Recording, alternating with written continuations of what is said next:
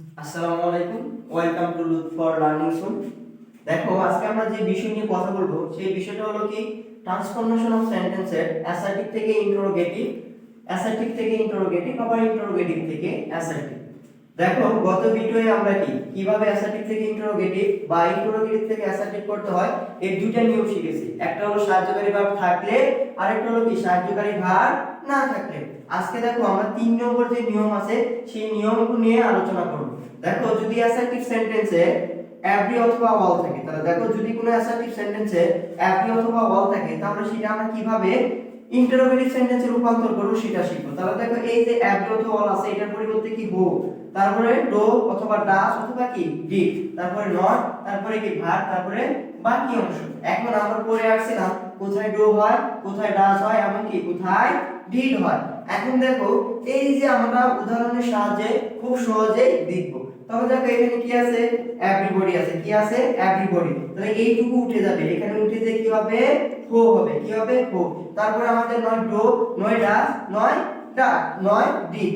এখন দেখো, যেহেতু এই হেড ভার্বের সাথে কি আছে এস আছে, তাহলে এখানে ডো নট হওয়ার কোনো সম্ভাবনাই নাই, এখানে কি ডিডও হওয়ার কোনো ক্ষমতাই নাই। তাহলে এখানে কে কার ক্ষমতা আছে, এখানে একটারই ক্ষমতা আছে, সেটা হলো কি ডাস। তাহলে এখানে কি হবে ডাস, তারপরে কি বসবে নট, তারপরে ভার্ব। আমরা পড়ছিলাম কি ডো ডাস ডিড, এর পরে কোনো ভার্ব আসলে সেই ভার্ব কি বি অন হয় বা কোনো এস বাই এস যুক্ত হয় না। তাহলে এখানে কি হবে হেডস আছে, এটা কি হয়ে যাবে হেড হয়ে যাবে।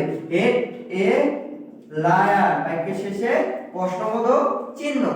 এর পরবর্তী উদাহরণটা দেখো, অল লাভ সুইট, কি অল লাভ সুইট। তাহলে এই যে অল আছে এর পরিবর্তে কি হবে হো, আর এই যে লাভ দেখো এটা কিসে দেওয়া আছে ভি2 বা পাস্টে দেওয়া আছে, আর পাস্টে দেওয়া থাকলে কি হয় ডিড হয়, কি হয় ডিড। তাহলে হো ডিড নট, এখন এটা কি হয়ে যাবে বি অন হয়ে যাবে, হবে কি লাভ। তাহলে হো ডিড নট লাভ সুইট, বাক্যের শেষে প্রশ্নবোধক চিহ্ন। এখন দেখো পরবর্তী যে উদাহরণটা আছে, এই যে অল, এই অলের পরিবর্তে কি হবে হো। আর এই যে দেখো এই যে প্লে, কি আছে প্লেট আছে, এখানে প্লেটটা কিসে আছে পাস্টে আছে, কিসে আছে পাস্ট, আর পাস্টে থাকলে কি হয় ডিড। তাহলে হবে কি ডিড নট, আর এখানে প্লেট আছে এটা কি হয়ে যাবে প্লে। তাহলে তারপরে হলো কি ফুট বল, আর বাক্যের শেষে প্রশ্নবোধক চিহ্ন।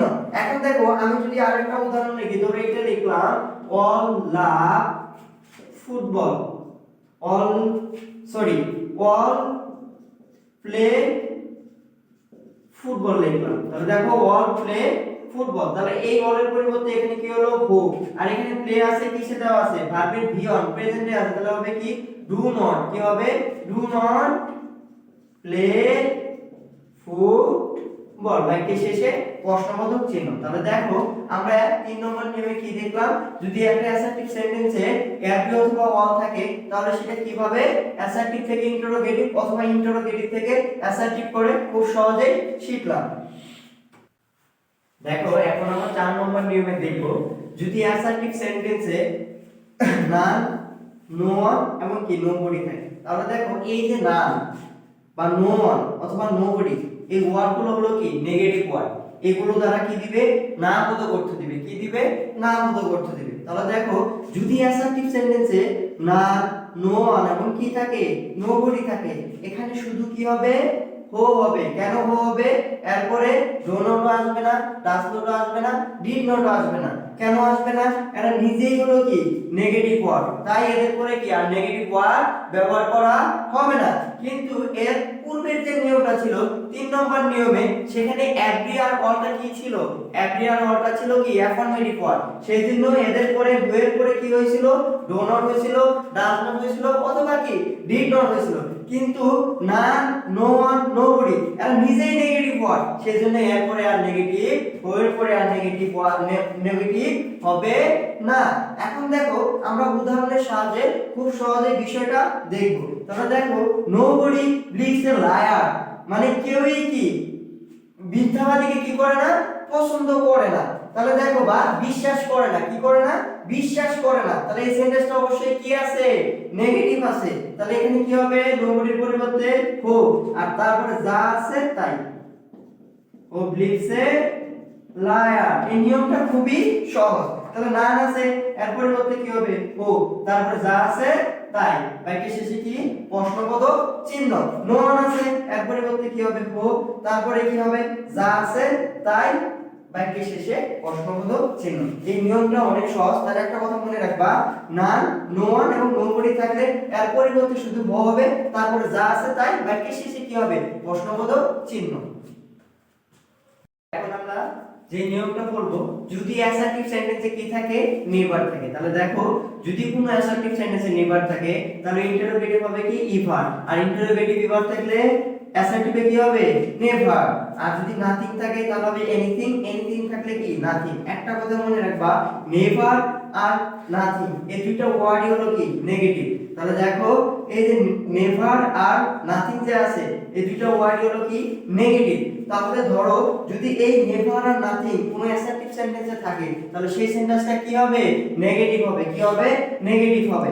এখন দেখো দেয়ার ওয়াজ নাথিং টু ডু, তাহলে এটাকে যদি আমি ইন্টারোগেটিভ করি তাহলে এই যে সাহায্যকারী ভার্ব থাকলে সেটা কি প্রথমে আসে।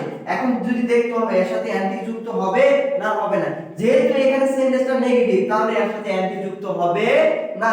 তাহলে এখানে হবে কি ওয়াজ দেয়ার, এই যে নাথিং থাকলে কি হয় এনিথিং হয়। কি হবে এনিথিং টু ডু, এবং বাক্যের শেষে কি হবে প্রশ্নবোধক চিহ্ন। I shall never forget you, আমি তোমাকে কখনোই কি ভুলে যাব না। তাহলে সেন্টেন্স হলো কি আছে নেভার আছে, তাহলে নেগেটিভ। তাহলে শ্যাল হলো সাহায্যকারী ভার্ব, এটা কি সাহায্য করবে প্রথমে এসে করবে।